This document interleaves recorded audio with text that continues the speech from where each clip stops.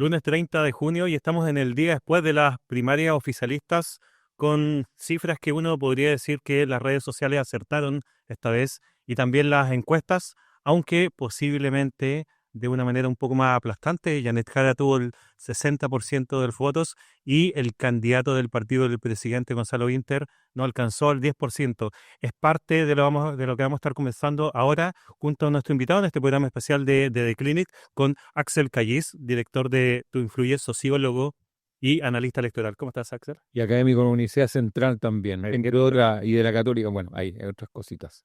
¿Qué tal el día después? Una pregunta para partir que puede ser muy general, pero me gustaría si lo podemos diseccionar un poco. ¿Por qué ganó Janet Jara?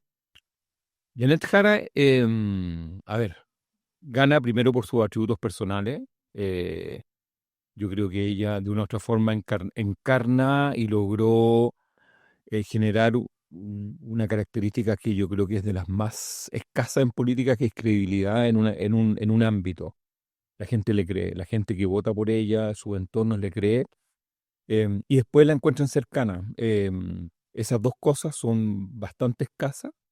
Ella logró transmitir eso. Yo creo que fue muy beneficiada de la franja, sobre todo cuando la franja te da una visibilidad en sectores más populares, más profundos, de un Chile que no tiene cable y muchas veces tampoco tiene internet así como en la casa.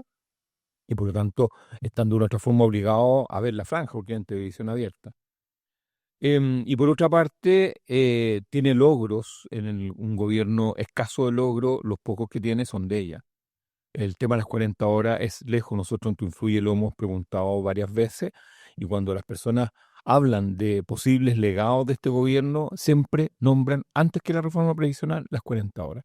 Las 40 horas operan como una especie de utopía, que más que estar como una utopía de querer estar con los que uno quiere, tener un poquito más de tiempo libre, y eso ella le supo aprovechar muy bien. Hay dos cosas que se lee mucho en los comentarios y que uno podría encontrar cierta razón. Por un lado, se hizo una campaña desprovista de los testimoniales del Partido Comunista, en el cual Jadwe no participa, da por ahí un par de declaraciones, pero en realidad queda un poco relegado. Lautaro Carmona, uno veía anoche en la foto, en la característica foto, no está. De hecho, Carmona se fue supuestamente a una entrevista, lo que fue algo polémico, que no estuvo hasta el final de la celebración. El hecho de que no esté marcado por el Partido Comunista es un tema, y lo otro, algo que se ha comentado mucho más, esto de que se parece un poco en actitudes más bien blandas a Bachelet. A ver, yo creo que Bachelet es una figura súper especial, sobre todo para el mundo socialista. Y yo diría que el mundo socialista votó en una proporción importante por ella. O sea, de los más de 800.000 votos que tiene Janet Jara, hay una porción, no me atrevería a decir cuánto, eso lo vamos a ver después, pero no menos de 200.000 votos que son del PS. Eh, el PS siempre quiso, no me refiero a la élite del PS, ni los miembros de la mesa o los intelectuales, exministros que están ahí. En la base del PS siempre quiso votar por Bachelet, y si no era Bachelet, Jara. De hecho, por eso es que levantan la candidatura en el verano de Paulina Bobanovich. Eso es la respuesta a la insatisfacción. Acuérdate que hubo un comité central del PS que decidió tener candidatura. Sí, claro. Y eso son porque en general los parlamentarios, los alcaldes y las personas que están metidas en el Chile, no de acá de las tres comunas, que es donde le fue bien a Janet Jara, sino que en el otro Chile, percibían, palpaban que Janet Jara estaba mucho más cerca del PS que Carolina Toa.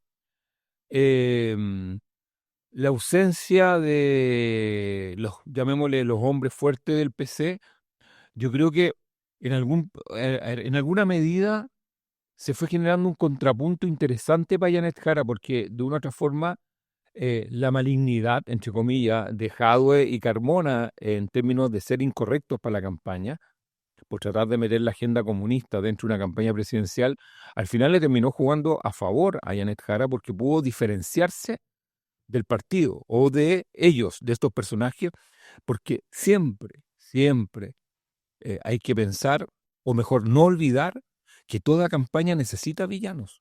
Eso es parte, o sea, una campaña sin villano no camina. Y Janet Jara tiene sus villanos, que es Carmona y Jadwe. O sea, Piñera estuvo a la roulette, por ejemplo, el tecnócrata alejado de las masas. O sea, siempre hay alguien, Lagos, para que te digo, le echaban la culpa a Esteve o Minami en la época de Lagos, o sea, o Escalona en la época de Bachelet. O sea, toda candidatura tiene que tener sus villanos, que son esas personas que de una u otra forma amenazan el relato del candidato. Pero ahora estos villanos ya no le sirven. Lo que viene ahora es una campaña donde seguirle hablando a los mismos ya no sirve. Tiene que ir, y eso lo podemos hablar un poquito más adelante, tiene que ir por los millones de votos, no por los pocos votos que tiene ahora. La posibilidad de que ella renuncie no es una opción, lo ha dicho Cervel, pero esta mañana sí se habla de que podría anunciar en las próximas horas que Janet Jara suspenda la militancia, que sería un gesto, porque en rigor no significa nada en términos legales, pero si hay un gesto, ¿crees que ese gesto pueda tener un efecto en quienes miran con cierto recelo el partido donde ella milita? Personalmente no creo que ni ponga ni saque, porque la gente sabe quién es, en general ya saben que ella es comunista. De hecho, el discurso de anoche lo remarcó, habló de Recabarren y de Salvador Allende, más de Recabarren que de Salvador Allende. Hizo guiños también con el padre Hurtado. La gente ya sabe quién es Janet Jara. El mundo, porque esto es importante, no todo el padrón en voto obligatorio vota en clave política. Y eso es la gran diferencia de esta elección presidencial con todas las anteriores que hemos vivido. Antes sí tú podías hablar en clave política y el anticomunismo o el comunismo podía ser un factor. Cuando tú tienes una mitad del padrón que la clave política le dice poco, venir a tratar de cambiar como las reglas de quién soy. O sea, yo creo que esto del congelamiento o como se llame, que no es una medida ni administrativa ni legal, es decir, eh, yo creo que puede tener un efecto más en sentirse libre del Partido Comunista para tomar las decisiones que tenga que tomar y deshacerse la gente que se tiene que deshacer, más que una cosa como hacia afuera. Yo creo que es una medida que la puede ayudar a tomar decisiones, más que a tratar de cambiar la imagen. Lo de ayer es una derrota para Boric y para el Frente Amplio, o es mayor la derrota para el socialismo democrático y ese mundo de la concertación que pudo haber sido revalidado si es que llegaba a ganar todas. A ver, lo de ayer yo voy a partir el 1.400.000 y mucha gente me ha criticado hoy día porque yo digo que es muy poco, es muy poco. O sea, esto es como decir, yo tengo 1.400.000 que antes significaba que me alcanzaba la plata para comprar X cosas. Hoy ese 1.400.000 me alcanza para comprar la mitad de las cosas que hace una elección. La mitad o menos. ¿Por qué? Porque hoy en día están votando 13 millones. ¿Es una derrota para el Frente Amplio? Yo creo que no. Yo creo que es una derrota para Vinter, porque, a ver, yo creo que no es una derrota para el Frente Amplio porque es muy fácil hacer el análisis de decir la corrupción le pasó la cuenta, el gobierno le pasó la cuenta. Yo creo que el Frente Amplio nunca se tomó en serio esta elección, nunca. Yo creo que ellos fueron por compromiso, porque de una u otra forma yo fui parte de los que sacó a relucir que el Frente Amplio tenía que tener un candidato que lo defendiera en la primaria al gobierno, a su gobierno. Fuimos varios los que dijimos, oye, bueno, si el Frente Amplio no tiene candidato en una primaria, ¿quién va a ser el candidato oficialista? O sea, entonces, Ahora Bodanovich ahí se bajó, diría yo, inteligentemente, porque de haberse presentado, tal vez estaríamos hablando de Tomás Bodanovich como candidato. no, es que, mira, Rodrigo, esto es tan absurdo porque como le fue mal a Pinter, uno habla del hundimiento del Frente Amplio. Si hubiera ganado Bodanovich, habríamos hablado de la irrupción nuevamente del Frente Amplio. O sea, uno no puede acomodar los discursos de acuerdo a los resultados, como lo hacen algunos colegas periodistas deportivos que cuando va el empate a cero y hay un gol al último minuto y justifican todo el análisis a partir de ese gol. No. Yo creo que Vinter hizo una pésima campaña, él es muy mal, yo creo que es muy mal candidato a presidente. Nunca transmitió credibilidad. Fue una campaña superficial, hecha con eslogan. Yo creo que muy poco amor y muy poca hambre. Yo creo que de inmediato se dieron cuenta que era por cumplir y que la batalla estaba entre Toá y Jara. Por lo tanto, esa es la medida de las cosas, yo creo que no. Pero también le pasó un poco la cuenta a otros factores. Pero yo creo que el Frente Amplio todavía goza de buena salud. Y el socialismo democrático, se podría aventurar de que la centro izquierda, ese mundo concertacionista, no le dieron ganas de levantarse ayer, que hacía mucho frío, a ir a votar por Toa.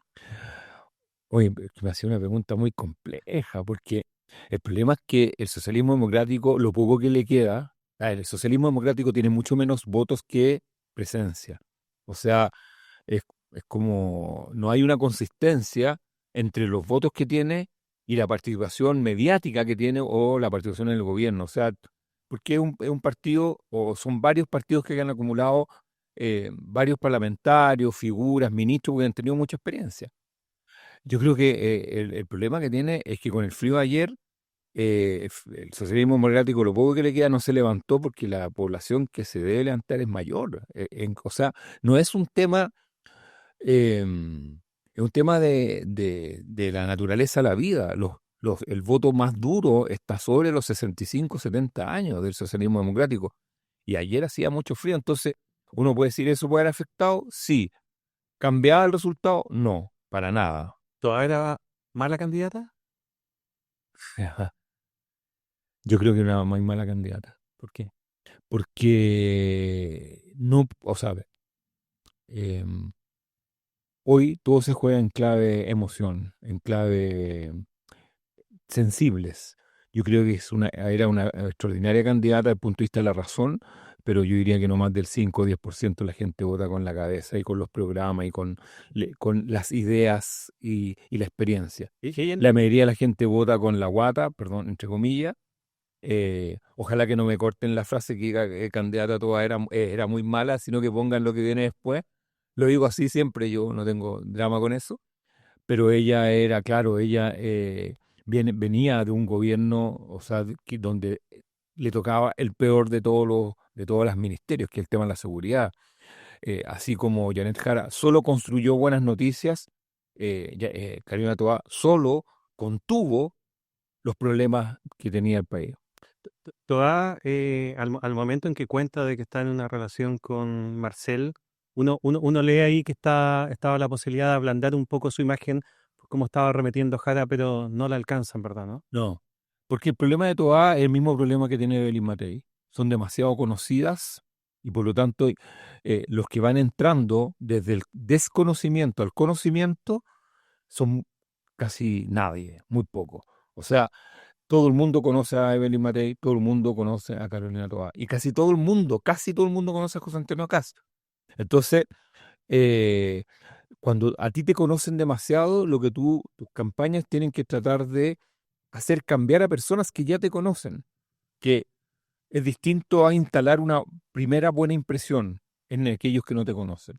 Esto es un poco complicado, por eso es que los candidatos emergentes tienden a tener una subida muy alta y si no tienen los contenidos, como le sucedió a Johannes Kaiser, Johannes Kaiser vende una serie de eslogan o difunde una serie de eslóganes y de propuestas que le sirven para llegar arriba, pero para mantenerse requiere ya pasar de esos eslóganes a contenidos más profundos. Y según Cadem ya se ha desinflado un poco lo que ese semifenómeno que fue Kaiser.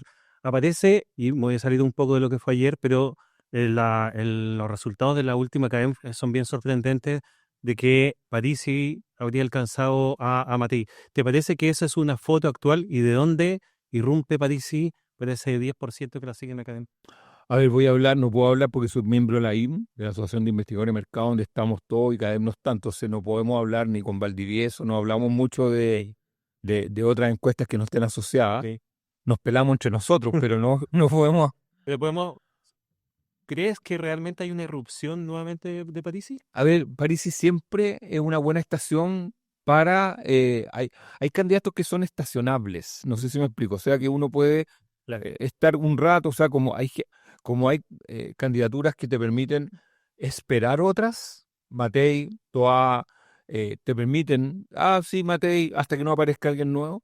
París es un buen retroceso para un grupo de personas, sobre todo los que vienen de Johannes Kaiser o que están mirando otra alternativa de estacionarse en París. París ya había partido en las dos presidenciales anteriores como alto y después baja bastante y siempre uno hace que se fije en el norte, en Iquique, Antofagasta, que son las zonas más duras, pero hay que esperarlo porque en el fondo son fenómenos que obedecen más a gente que se está yendo de otras candidaturas que a una atracción que esté generando él por su propio lado. Uno ve las encuestas, y no, ya no hablo de Cadema, hablo de, pongamos en general, sin poner ningún nombre, y uno empieza a contar y pareciera ser de que la derecha alcanza como el 70%, lo que en realidad no se condice de las votaciones, donde hay tres tercios, donde este es un país más de centro izquierda eventualmente. ¿Dónde está el votante centro izquierda en esa encuesta? ¿Dónde está reflejado? Porque ayer no fueron las primarias. ¿Qué pasa con esa gente que obligatoriamente, porque por primera vez va a haber en las presidenciales un voto obligatorio, va a tener que votar? ¿Dónde está esa gente? A ver, lo primero, que es como una labor, es como una labor casi pedagógica que yo estoy haciendo con muchos colegas tuyos, de decirles salgan de la centro izquierda, la izquierda y la derecha. Eso es los votantes anteriores. El voto voluntario, tú podías leerlo en esas claves. En la clave izquierda-derecha, oposición, gobierno, o capital-trabajo, o mercado. Te puedo dar 20 clivajes distintos para analizar lo que era la votación voluntaria. Tú tienes ahora otros 6 millones que no se mueven en esas claves. Para nada. Que obedecen netamente a atributos personales. Me gusta o no me gusta. Y te puedo dar pruebas, porque esto no son intuiciones ni encuestas, son pruebas, pruebas concretas. Yo me dediqué durante enero a analizar las votaciones de la segunda vuelta de gobernadores y vi los trasvasijes que había y que hubo en la quinta región, en la sexta región, en la región de los lagos, es decir, en las segundas vueltas, donde tú veías eh, personas, mesas, estos son análisis de mesas, mesas que eran muy favorables a Venecián, republicano, que en la segunda vuelta votaron por Mondaca. Entonces, si tú lees en la clave de izquierda-derecha, dice, no me calza. Claro. ¿Y por qué no te calza? Porque estás leyendo con un termómetro equivocado. Porque en el fondo esas personas votaron por Venecián porque les gustaba Venecián. Y cuando Venecián no estaba, y dijeron Hoffman o Mondaca, Mondaca, porque Mondaca nos gusta. Entonces, hay que separar aguas con respecto a la forma de analizar las elecciones. Hay personas que vienen de la escuela antigua, izquierda, derecha, oposición, gobierno, donde ahí el anticomunismo, el antipinochetismo y todas esas claves operan. Pero hay 6 millones de personas donde esas claves se diluyen. Entonces, por eso hay que poner atención a quién le habla cada candidato. Hay personas que no entienden que Kast suba. Kast está subiendo en el mundo de el nuevo votante, el voto de estos 6 millones de no electores, donde Kast no es un defensor de Pinochet, es una persona que quiere orden. Y Jara puede subir ahí porque no es la comunista, es la persona cercana o que le creo. Entonces, esas claves son importantes como dilucidarlas. Ya no me acuerdo la pregunta original. Cas y Jara le hablan a un mundo, diría yo, C3, tal vez mujeres, un mundo popular. Están irrumpiendo ambos ahí. La competencia que hay hoy en día parece ser de Cas y Jara. ¿Es así? ¿Y cómo va a ser finalmente? Es un hombre, una mujer, vienen de extremos, literalmente. Eh, En clave antigua, claro, pero ¿cómo crees que va a estar la competencia ahí de Jara con Kass en el mundo popular, donde tal vez Matei está quedando un poco fuera? a ver, esa lucha va a ser muy interesante. Yo diría que Jara tiene todos los atributos para meterse en el mundo popular y Kast también. ¿Por qué? Porque se mueven desde distintos ámbitos. Yo diría que Kast se mueve desde el orden y la mano dura, algo que, y la antimigración, de todas maneras. O sea, son elementos que están en el menú más solicitado de esos segmentos, de todas maneras. Y Jara se mete desde la empatía de la persona que viene del Cortijo, que viene de la Pincoya y entiende muy bien a las personas que viven en poblaciones como el Cortijo y la Pincoya. Entonces, la empatía de la clase, no sé si me explico, esa persona me puede entender.